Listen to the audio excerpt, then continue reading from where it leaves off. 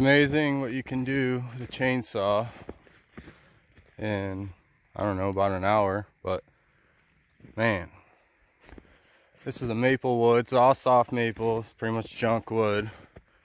So some of these trees were pretty big and they just snapped, but a lot of these smaller ones, I crossed them over, and once they start greening up, they'll be screening all the way through here. So make a nice bedding area. Look how thick that is already. Just cutting things and hinging them in. Learn as we go here pretty much. So yeah.